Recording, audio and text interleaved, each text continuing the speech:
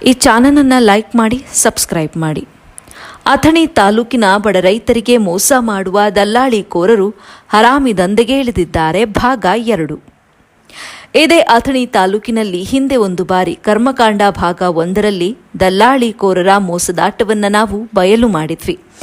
ಏನಂದ್ರೆ, ಕರ್ನಾಟಕ ರಾಜ್ಯ ಸರ್ಕಾರದಿಂದ ಮತ್ತು ಕೇಂದ್ರ ಸರ್ಕಾರದಿಂದ ಬಡ ರೈತರು ಬೆಳೆದ ಮೆಕ್ಕೆಜೋಳ, ಗೋಧಿ, ತೊಗರಿ, ಕಡಲೆ ಬೆಳೆಗಳು ಒಂದು ವೇಳೆ ಏನಾದರೂ ಹುಳ ಬಿದ್ದು ಹಾಳಾದರೆ, ಮಳೆ ಹಾನಿಯಾದರೆ ಅಥವಾ ಬೆಳೆ ಬೆಳೆಯಲಿಲ್ಲವೆಂದರೆ ಪ್ರಧಾನಮಂತ್ರಿ ಫಸಲ್ ಭೀಮಾ ಯೋಜನೆ ವಿಮೆ ಅಡಿಯಲ್ಲಿ 1 ಎಕರೆಗೆ 10 ರಿಂದ 20 ಸಾವಿರ ರೂಪಾಯಿನಂತೆ ಪರಿಹಾರ ಘೋಷಿಸಿತ್ತು.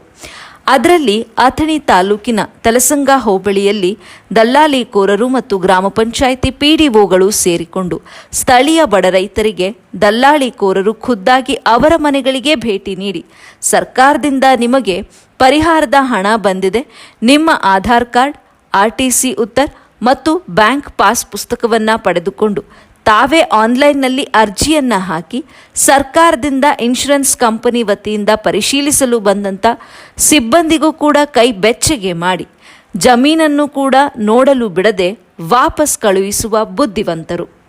ಅದರಂತೆಯೇ ಸರ್ಕಾರ ತನ್ನ ಪರಿಹಾರದ ಹಣವನ್ನು ಬಡ ರೈತರ ಖಾತೆಗೆ ಹಾಕಿದಾಗ ಈ ಬಗ್ಗೆ ಮಾಹಿತಿ ತಿಳಿದಂಥ ದಲ್ಲಾಳಿಕೋರರು ರೈತರ ಬಳಿ ಹೋಗಿ ನಿಮ್ಮ ದುಡ್ಡು ನಿಮ್ಮ ಖಾತೆಗೆ ಜಮೆಯಾಗಿದೆ ಅಂತ ತಿಳಿಸಿ ಅವರನ್ನು ಬ್ಯಾಂಕಿನ ಬಳಿ ಕರೆದುಕೊಂಡು ಹೋಗಿ ಹಣವನ್ನು ಕೂಡ ಡ್ರಾ ಮಾಡಿಕೊಂಡು ರೈತರ ಕೈಯಲ್ಲಿ ಕೇವಲ 5,000 ರೂಪಾಯಿ ಹಣವನ್ನು ಮಾತ್ರ ಕೊಟ್ಟು ಇನ್ನುಳಿದಂಥ ಹಣವನ್ನು ಗ್ರಾಮ ಪಂಚಾಯಿತಿ PDO ಮತ್ತು ದಲ್ಲಾಳಿಕೋರರು ಹಂಚಿಕೊಳ್ಳುತ್ತಾರೆ. ಹೀಗೆ ಪ್ರತಿ ಬಾರಿಯೂ ಕೂಡ ದಲ್ಲಾಳಿಕೋರರು ಮತ್ತು ಗ್ರಾಮ ಪಂಚಾಯಿತಿ PDO ಸೇರಿಕೊಂಡು ವಿದ್ಯೆ ಇಲ್ಲದಂಥ ಬಡ ರೈತರ ಬಳಿ 1 ವರ್ಷಕ್ಕೆ ಅಂದಾಜು 70 ರಿಂದ 80 ಲಕ್ಷ ರೂಪಾಯಿ ಹಣವನ್ನು ಮಾಡಿಕೊಳ್ತಾರೆ. ಇದೇ ವಿವರವನ್ನು ನಾವು ವರದಿ ಮಾಡಿ ನಮ್ಮ ಅಥಣಿ ನ್ಯೂಸ್ ವಾಹಿನಿಯಲ್ಲಿ ಭಾಗ 1ರಲ್ಲಿ ಪ್ರಸಾರ ಮಾಡಿದ್ವಿ. ಇದನ್ನು ನೋಡಿಕೊಂಡು ಬಾಗಲಕೋಟೆ ಜಿಲ್ಲೆಯ ಮುಧೋಳ ತಾಲೂಕಿನಲ್ಲಿ ಫಸಲ್ ಭೀಮಾ ಯೋಜನೆ ಬೆಳೆ ವಿಮೆಯಲ್ಲಿ 30 ಕೋಟಿ ರೂಪಾಯಿಗೂ ಅಧಿಕ ಹಣ ಲೂಟಿ ಹೊಡೆದ 11 ಜನರ ವಿರುದ್ಧ ಈಗ FIR ದಾಖಲಾಗಿದೆ. ಆದರೆ ನಮ್ಮ ಅಥಣಿ ತಾಲೂಕಿನಲ್ಲಿ ಇದಕ್ಕಿಂತ 3 ಪಟ್ಟು ಹೆಚ್ಚಾಗಿ ಹಣವನ್ನು ಲೂಟಿ ಹೊಡೆದ್ರೂ ಕೂಡ ಇದುವರೆಗೂ ಯಾವುದೇ ಕ್ರಮ ಜರುಗಿಸಿಲ್ಲ. ಸಂಬಂಧಪಟ್ಟ ಅಧಿಕಾರಿಗಳು ಮೌನಕ್ಕೆ ಜಾರಿಕೊಂಡಿರುವುದನ್ನು ನೋಡಿದರೆ ಇವರು ಕೂಡ ದಲ್ಲಾಳಿಕೋರರು ಕೊಡುವ ಕಮಿಷನ್ ಆಸೆಗಾಗಿ ಇವರೊಟ್ಟಿಗೆ ಶಾಮೀಲ್ ಆಗಿದ್ದಾರೋ ಏನೋ ಎಂಬ ಅನುಮಾನ ಮೇಲ್ನೋಟಕ್ಕೆ ವ್ಯಕ್ತವಾಗ್ತದೆ.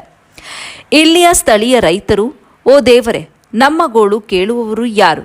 ಸರ್ಕಾರದಿಂದ ಬಂದ ಪರಿಹಾರದ ಹಣವನ್ನು ಹಗಲು ದರೋಡೆ ಮಾಡುತ್ತಿದ್ದಾರಲ್ವೋ? ಇವರುಗಳೇನು ಅಧಿಕಾರಿಗಳೋ ಅಥವಾ ಹರಾಮಿಕೋರರೋ?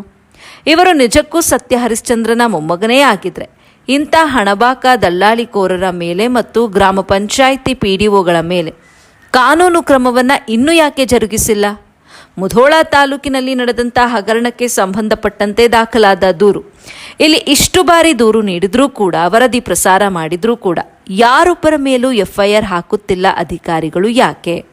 ಇದೇನು ಹೊರದೇಶನ ಅಥವಾ ಇಲ್ಲೇನಾದರೂ ಕಾನೂನು ಬೇರೆ ರೀತಿಯಾಗಿದೆಯೋ ಏನೋ ಎಂಬ ಪ್ರಶ್ನೆ ಜನರಲ್ಲಿ ಮೂಡಿದ್ದು ಜನರು ತಮ್ಮ ಆಕ್ರೋಶವನ್ನು ಹೊರಹಾಕುತ್ತಿದ್ದಾರೆ. ಇದರಲ್ಲೂ ಕೂಡ ಕೆಲವು ಬಡ ರೈತರು ಹಣದ ಆಸೆಗಾಗಿ ದಲ್ಲಾಳಿಕೋರರ ಜೊತೆ ಸೇರಿಕೊಂಡು ನಿಷ್ಠಾವಂತ ಬಡ ರೈತರಿಗೆ ಕಪ್ಪು ಚುಕ್ಕೆ ಬರುವಂತೆ ಮಾಡಿದ್ದಾರೆ. ಇನ್ನು ಮುಂದಾದರೂ ಇದರ ಸಂಬಂಧಪಟ್ಟ ಅಧಿಕಾರಿಗಳು ಇಂಥವರ ವಿರುದ್ಧ ಕ್ರಮ ತೆಗೆದುಕೊಳ್ಳುತ್ತಾರಾ ಅಥವಾ ಅವರು ನೀಡುವ ಲಂಚದ ಹಣವನ್ನು ಪಡೆಯುತ್ತಾ ಹೀಗೆ ಸುಮ್ಮನಿರುತ್ತಾರಾ ಎಂಬುದನ್ನು ಕಾದು ನೋಡಬೇಕಾಗಿದೆ. ಮತ್ತಷ್ಟು ಸುದ್ದಿ ಮುಂದಿನ ಸಂಚಿಕೆಯಲ್ಲಿ.